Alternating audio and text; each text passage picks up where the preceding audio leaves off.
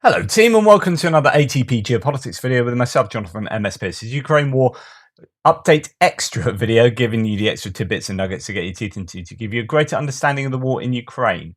I want to first talk about trolls, not Russian trolls. Now, these are Australian trolls that are just infesting my threads with horrible rhetoric about England losing the first Test match in the Ashes series. This is cricket, for those who don't know. I did make a claim yesterday that was probably ill-advised, and now I'm reaping the rewards. You reap what you sow, right? So anyway, Australians, yeah, whatever. Not interested.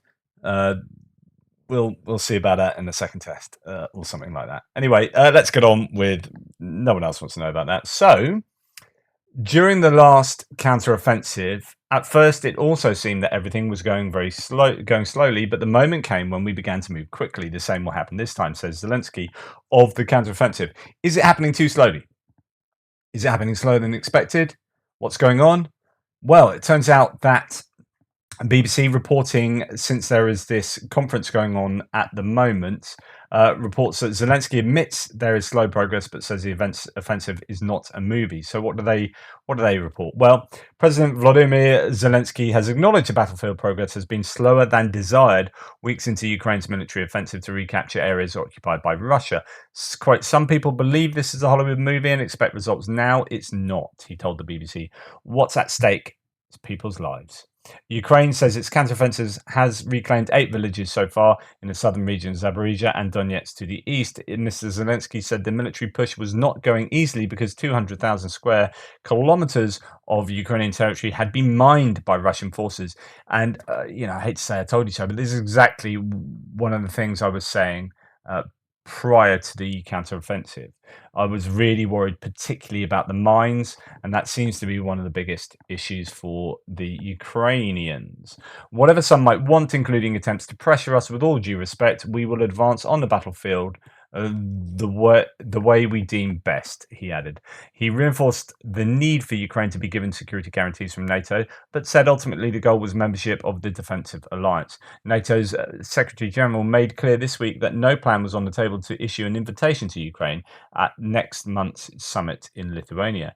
Jens Stoltenberg knows my position, the Ukrainian leader said. We've told them numerous times, don't knock the ground from under our feet. The Ukrainian leader again made the case for Ukraine to receive US-made F-16s, and he said he believed fighter pilots could start training as soon as August, and that the first jets could arrive in 6 or 7 months' time. Mr. Zelensky was speaking to the BBC to mark a Ukraine recovery conference in London. So this is a conference that's taking place at the moment, focusing on the role of the private sector and that it can play in rebuilding his country. He later spoke at the conference along with the UK Prime Minister Rishi Sunak. So this is super important to get Ukraine back on its feet and functioning as a functioning democracy, right? As a functioning economy. We'll see how that goes. There'll be probably lots to come out of this conference. There are already pledges for assistance coming out of it. I think France and Germany have said some things which I'll report tomorrow. Okay, let's have a look at this. So this is an update from someone who's H.I. Sutton is good to follow, Covert Shores, good to follow on Twitter, has a lot to say about maritime issues. Overview of the evolution of Ukraine's maritime drones, USVs, unmanned sea vehicles, and the Russian copies. With time, we can piece this together. Perhaps when the war is over, we can have a more complete report. But this is how it seems based on open source intelligence. So these are the drones that we saw at the beginning of, well, not the beginning, but earlier. This is in summer 2022. We saw some of these drones, and then slight adaptation to that we saw in September, October, and November 2022. Sevastopol and Novorossiysk. When we saw drones like these, then later on, that was where I myself questioned, like, was that really a drone? Was this a speedboat that was hit? Were the Russians claiming these were drones and they weren't drones, so on and so forth? Did they set up these images themselves? When we saw later the Ivan Kurtas and other ships having a pop at these vessels. But it could be that that is the evolution of these maritime drones, these naval, these unmanned sea vehicles. There was a Russian explosive boat used against the Zatotka bridge in February of this year, and I showed you an image of that. That's in the southern bug, I think, in the uh, in the Kherson Oblast. There's no image of that available. You just saw something vague on CCTV driving under the bridge and exploding. Then we've seen evolved designs revealed in March 2023, so this year starts to look more like a speedboat. Then we have this Toloka TK-150 underwater drone revealed in April of this year. There's this talk about underwater drones that can basically torpedoes that you could send to Sevastopol, for example, hang around outside the port and then wait for some quite considerable amount of time for the right ship to come out of the port, and then it kicks into action and then hits the ship. So that would be, I mean, I remember talking about this. I did it on my video, which is like, I thought I was thinking about that one night. And then the next day, there was something on Twitter saying, we developed this drone. I was like, no way. I was literally thinking about that capability last night. Yeah, where there is a problem, there are solutions, right? And the Ukrainians are working on solutions to these problems all the time with their defense manufacturers. Second generation maritime drones seen at Sevastopol, Ivankhers, and the Priozovier. These look like those speedboats that I was talking about earlier. And then the Russians have themselves announced a maritime drone, kind of in response. A Russian Saga maritime drone revealed on June the 18th, so just last week. So you've got all these different drones, and I guess probably a lot more to throw into that we don't know about. And it's interesting to see whether we will see these at all anymore, or whether they've been superseded. Why these are better, I don't know. But there you go. There's a whole bunch of maritime drones for your delectation. Right, let's move on to another Trent Telenko trade. He had quite a divisive thread that I shared with you last night. The size and duration, 6 hours plus, of the secondaries at the Rykove ammo depot below argue the PSU Storm Shadow strike hit at RUAF theatre level ammo storage depot.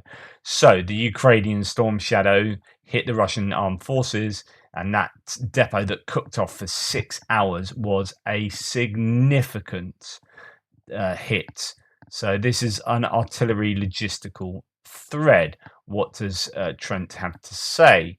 Ukraine destroyed 2 of the rail bridges feeding the Rykove or Partizani ammo depot before this strike. This is in this area just north of Henichesk, the Arabat Spit coming down there, and then you have you can get by bridge, I think it is, over onto this isthmus, the central isthmus, and there's the Perekop isthmus over there, which is connected by land. This means replacing this ammo reserve is a logistical disaster of the first order. So we are talking about a week to 10 days for the Russians in the south to run out. So he's thinking this could really seriously affect the operation of the Russians in the whole southern region in their defense during this counteroffensive.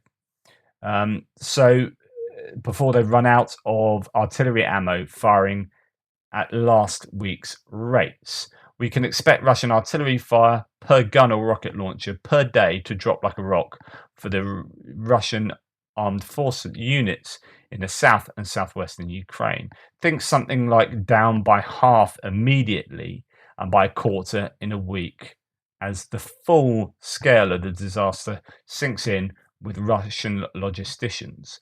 The Russian armed forces has a crap administrative control for everything. In disaster situations, Russian army lying is epidemic until a guy with stars on his shoulders and a squad of executioners behind him shows up. This is exactly what happened when the 40-mile, 64-kilometer Russian army column north of Kiev ran out of fuel in early March 2022. The general commanding the Russian 41st CAA came forward to unscrew the logistical mess, and the AFU promptly assassinated him. It wasn't until the Russians evacuated back to Belarus that the Russian administrative controls actually got an accurate account of the survivors of the column. The Russians never had a clue as to who or what actually went into Ukraine because of all the accumulated lies built into pre-war unit reports. The Russians are actually in a worse situation with the Rykove ammo depot than the Kiev column. All the theatre level administrative records of what shell or rocket ammunition lots went to which artillery units are gone. They were resident in those storage buildings whose foundations no longer exist. So that's really interesting. And I don't know how he has this information, whether this is supposition or whether this is definite information. But the records of who was due to get what piece of ammunition has gone up in smoke with the ammunition. So it could be a real administrative logistical nightmare for the Russians, and that's what he is setting out here. The artillery shells and rockets that the RUAF, that the Russian Armed Forces units in Kherson and Zaporizhia have right now, are all they're going to have for the next couple of weeks. It's going to take that long to rebuild the rail lines and refill the supply chain to those units with munitions. And there will be fewer shells because the Russian Armed Forces have to keep far more dispersed theatre depots requiring more trucks and Mobics instead of Ukraine because of the Storm Shadow threat. What the Russian Armed Forces tightening daily artillery firing rates to a quarter or less of last week means is losing lots of southern Ukrainian ground, armoured equipment, and even more lives trying to hold the first and second defence lines until the RUAF artillery supply lines are re-established. This is like potentially massively significant.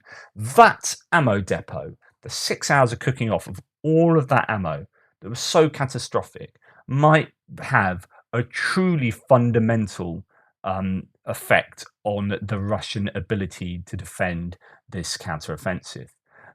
He continues, and then it all falls apart in about 3 weeks. You see, the planned Russian defense of the third line had counted on that now destroyed artillery ammunition. It planned for killing and destroying the Ukrainian troops and equipment, which will now survive lines 1 and 2. And a lot of the Russian troops that would have survived to fill the third line defensive won't, simply because the artillery ammo reserve in the Rykove depot no longer exists. All of this is to plan, the plan of Ukraine's general staff. Lots of Western reporters are asking ignorant questions about whether Ukraine's counteroffensive has failed. And by ignorant, I mean Western reporters don't understand in their gut that the Ukrainians are not time constrained politically like a Western democracy. Ukraine is in an existential war with 8 years warning. The Ukrainians are fighting in a way that maximizes Russian losses while minimizing their own with the kit they have right now. Okay, so a couple of really important points here. We talked, Mick Ryan did that whole thread on how to measure success, and it depends what your metrics are, which depend on what your goals are. So the goals for this counteroffensive, I imagine, are going to be something like territorial gain, but not for the sake of the territory itself, but for what the territory can give you, for the utility the territory has. So they are going to be interested in cutting the land bridge and or getting close enough to Crimea to hassle Crimea. So the territory is only going to be of use in what it can achieve in terms of making Crimea untenable for the Russians to stay there. This is my speculation. So therefore, they're not just going to take ground because we'll take those fields because we haven't got those fields yet, and we eventually want all fields. It's going to be that's a secondary, tertiary, maybe objective. Yeah, great. But for the time being, we want that ground if it's a threat to our flanks and to our rear. So that's why we take it. And why do we want to continue going on? We want to continue advancing so that we can get close enough to hammer Berdyansk, to hammer the logistics lines from the southern regions to the east, and from Crimea through the south to the east. And so we also need to get close enough to Crimea to hammer Crimea with storm shadows, but more particularly with HIMARS. That's why we need to get closer, so on and so forth. So it's about that, and if that's your primary objective, then that's what you need to measure your success against. But one of their objectives that will be near the top will be not losing Ukrainian troops. So they will be doing cautious advancing, and if they can advance successfully with losing the fewest troops, then that's going to be the best thing, right?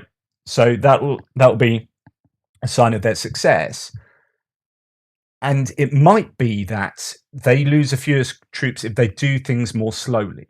So they're not under a time constraint, although I'd argue they might be politically with regard to pleasing Western publics, maybe. So there's this expectation, people like you and I, right, or voters in different countries who are, whose governments are answerable to, they might want something to happen quickly. But as far as the Ukrainians in and of themselves, they are under no particular time constraint. So if this counteroffensive, stretches into next year, or is a kind of a launching pad for next year's activities, then so be it.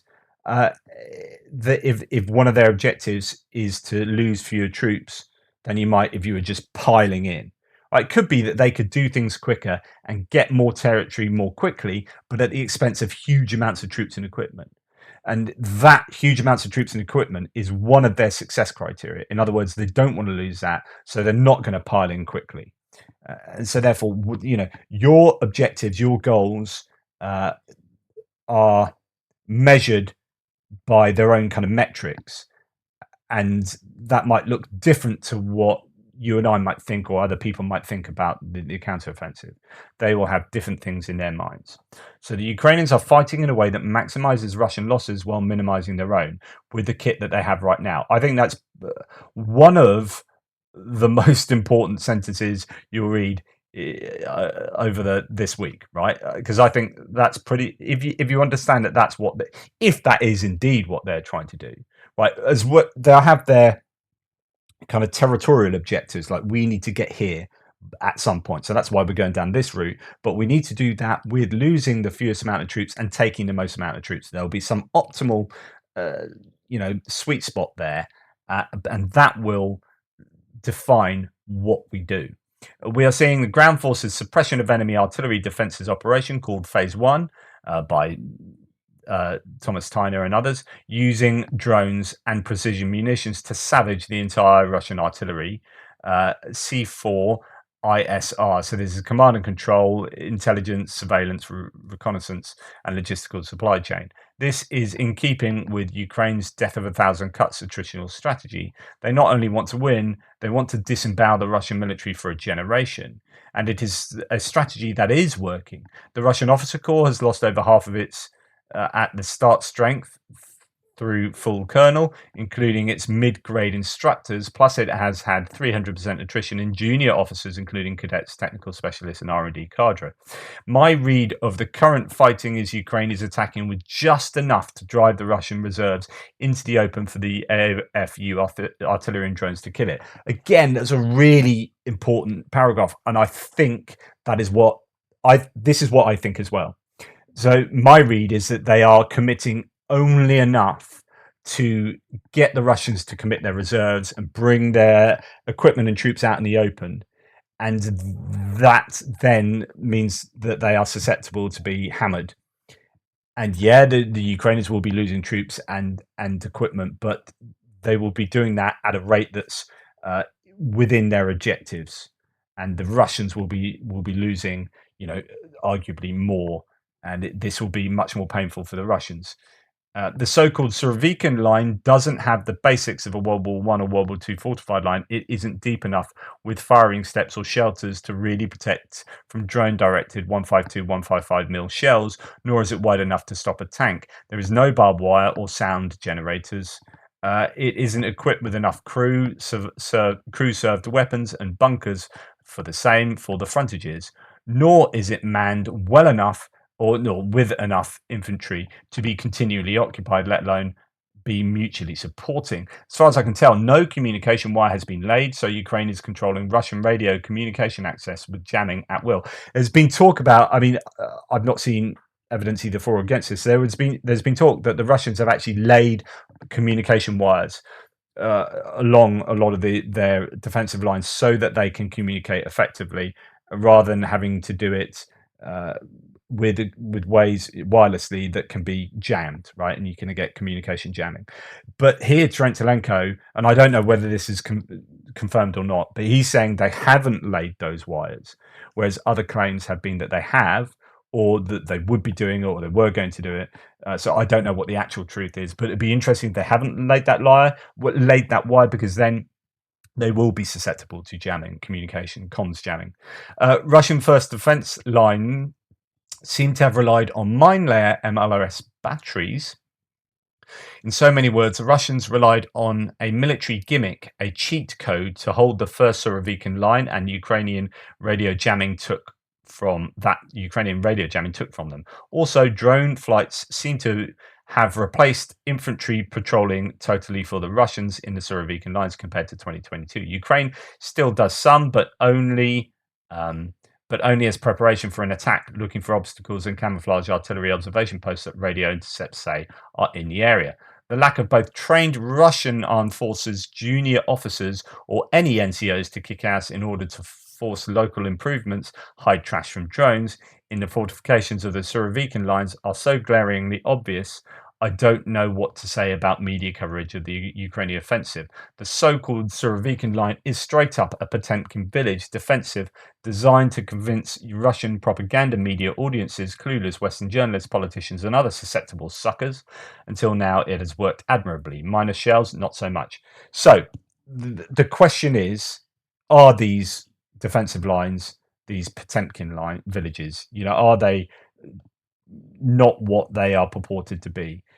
The Ukrainians are having trouble getting through those early defensive lines, but are they doing what Trentelenko is saying here, which is actually just trying to suck in the Russian defenses and reserves, so that actually when they do make a push through those defensive lines, the Russians will have nothing left in the tank to man those trenches and to put up good resistance at those points. And that could well be what the Ukrainians are doing. And if they are, they are arguably doing a good job of it. But then you have the admission here from Zelensky that it is going slower than expected. But then he says everything goes slowly and then it happens really quickly. So there's quite a few different views and narratives going on here. It's just going to be very interesting. That I thought was a really fascinating thread from Trentelenko, and it touches on some of these ideas that I myself have, but I don't know that I am that confident that Trentelenko is. I'm just, cautiously optimistic. We're not yet in this stage of a major offensive. Ukrainians haven't committed their major brigades to this fight. We'll see what happens then. Right, Chris O wiki thread, because why not? He says Russian army commanders are reportedly demanding large bribes from their men to let them go on leave or keep them out on the front. Out of the front line. It illustrates the depth of corruption in the Russian army and the exploitative relationship that many officers have towards their men. With NATO armies and most armies, surely it's all about getting loyalty by having that team bonding, and you want to fight for your NCOs, and your NCOs want to fight for their officers, and the officers, everyone's in this together, and there isn't this us and them. When you start getting exploitation of those beneath you, when you've got convicts, when you've got mobilized, when you charging money for your basics just to go on leave or to be rotated or whatever, you just get this you don't get this sense of unity, and it's us against them rather than us for them or with them, and that's really damaging for the whole military project of the that the Russians are trying to execute here. The We Can Explain Telegram channel reports that men in the 143th Regiment, which has suffered severe losses in fighting near Avdiivka, say their officers are extorting them for payments of 100,000 rubles, that's $1,188 for leave or avoidance of frontline duties. According to the mother of one soldier, Vasily, her son was mobilized in September 2022 and hasn't had a single period of leave since then, despite promises made by the Russian government. She says, I keep in touch with him. He says he is very tired mentally. I wrote to the military prosecutor's office back in April. There is still no reply. I recently found out in order to go on leave, the command takes money, 100,000 rubles. End quote. The commanders also demand 100,000 rubles for soldiers not to go to the front line. Vasily's mother says she doesn't think it should be like this. Of course not. Quote, some sit it out and others risk their lives. My son has never paid to sit out. He thinks it is wrong. He says that many people have written and complained about their illegal behavior, but there is no result. And it's, how terrible that, okay, I am getting paid to come and fight this Putin's war here, but all my pay is going out to these commanders so that effectively I don't die. So I come out of this all with nothing, just wasted time, or I put my body on a line and as much as I can, I bribe people to stay out of harm's way. Just the whole thing is absolutely nuts. I said I was going to share with you this Russian economy update. So this chap says, Russian economy update, 20th of June 2023. In the period of January to May 2023, the Russian budget deficit has exploded out to $42 billion, taking the total deficit since the war began to $82 billion. Russia released the headline figures after they tried to convince the world that they had a surplus in May 2023. This means that the economy is now reliant on its reserves, and they have now burnt through more than half the $150 billion that they had in reserves in February 2022. That's insane. And remember, whatever figures the Russians are actually releasing, they will be the very best spin on the real figures. So the real figures will be worse. Russia relies primarily on oil and gas for its income. They reported in April that revenues from oil and gas have fallen by 64% year on year.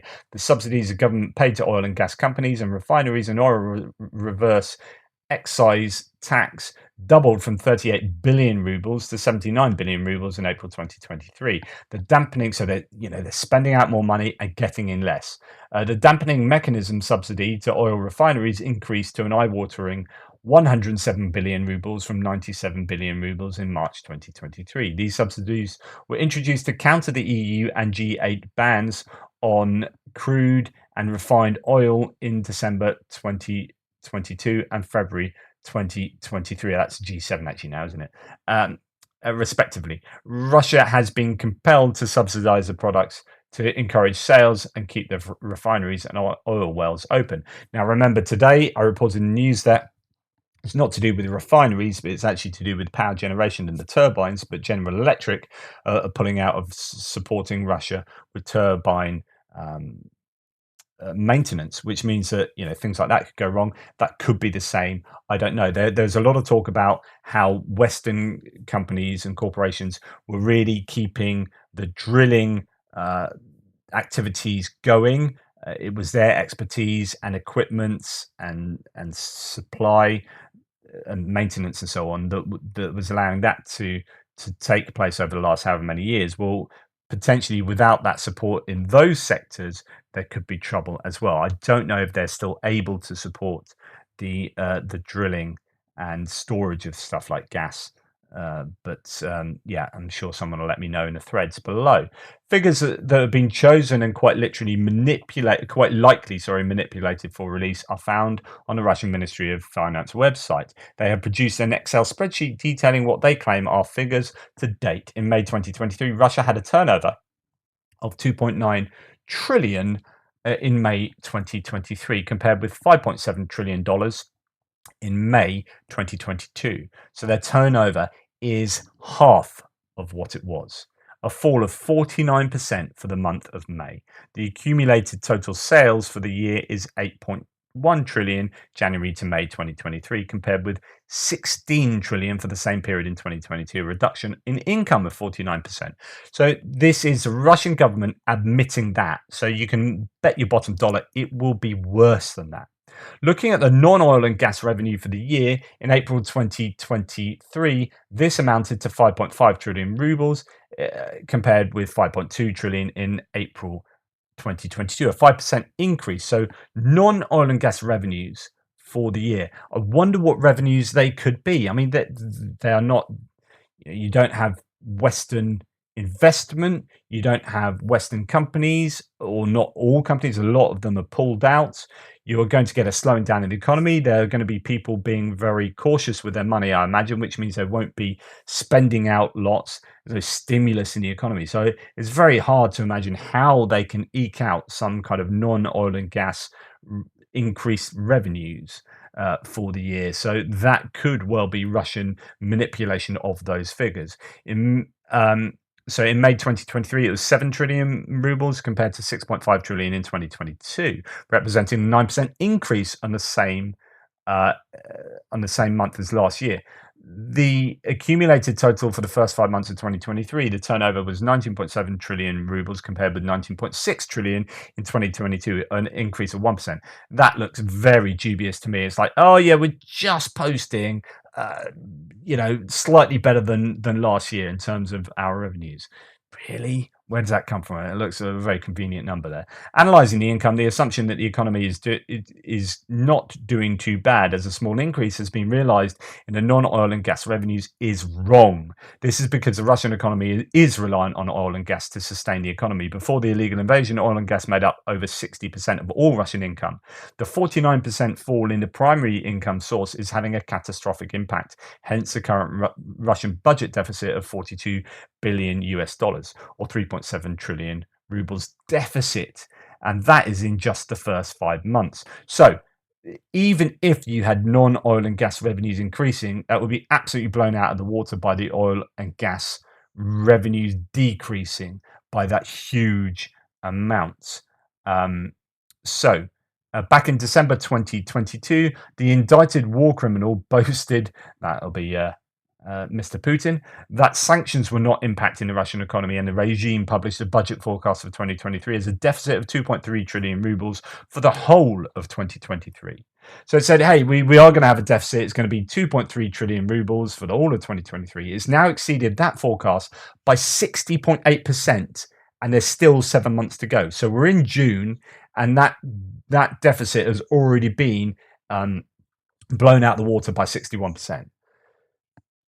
Still 7 months to go in the budget period to the end of 2023. Last year, Russia's total budget deficit amounted to 3.3 trillion rubles, or $47 billion, or 2.3% of its GDP, making the second largest deficit in modern Russian history.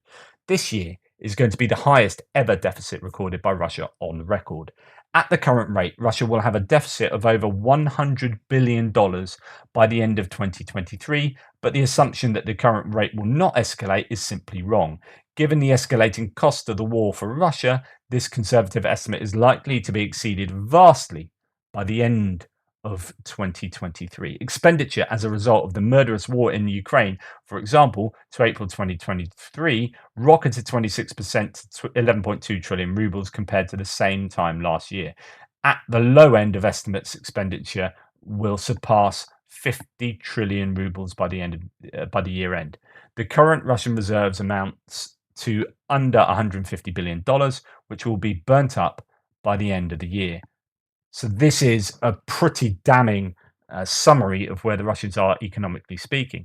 And they are spending a massive proportion of their income, their reduced income, on the war effort.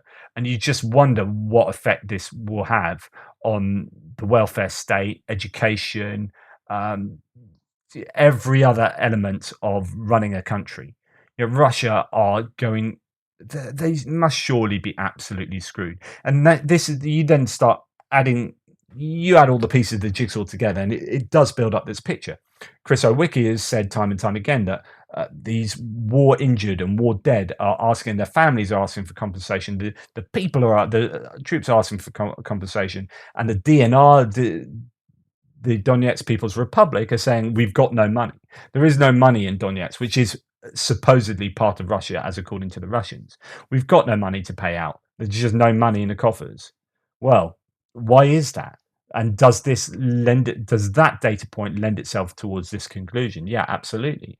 I would say, I mean, it can't be that the Russians have gone through what they've gone through and come out in a decent economic situation. This has to have screwed them. It has to, it's screwing everyone around the world. Like the amount of money that's going towards this war, but necessarily so. But it's going to be screwing the Russians to a huge degree. And you add to that your labor force. Not only have you had the emigration of up to 1 million, maybe even more, working age, predominantly men, leaving the country, and then you've had the deaths and injuries to that those people have been taken out of the workforce as well. You have a labor force that's been decimated. You have companies pulling out of Russia. You've got no inward investment. You've got oil and gas revenues absolutely shattered by what they were before, from what they were before the war. All of this happening at the same time. Goodness me, who would want to be in charge of finances in Russia right now? It'd be absolutely terrible. Anyway, that's where I'm going to leave it today. Who knew it'd be a slightly shorter video than actually slightly shorter than my previous videos today. So there you go. Thank you so much for all your support, and a big shout out as well to Andy Smith, Surprise It's Us, Zoe Blackmore, and Lawrence 2022 for gifting memberships in my live stream the other day with Andrew Perpetua. And I know YouTube has a funny way of just randomly giving out those memberships, and it's not quite. I know that Lawrence particularly wants to gift someone in particular membership, and I don't know a way around that. I don't know the vagaries of YouTube. They infuriate me as much as they allow me to do this as well. So they give with one hand and take with the other, maybe. But yeah, thank you anyway to all of you who support, those of you who have supported on Buy Me a Coffee and in all the other ways. So thank you so much. Take care, and I'll speak to you tomorrow.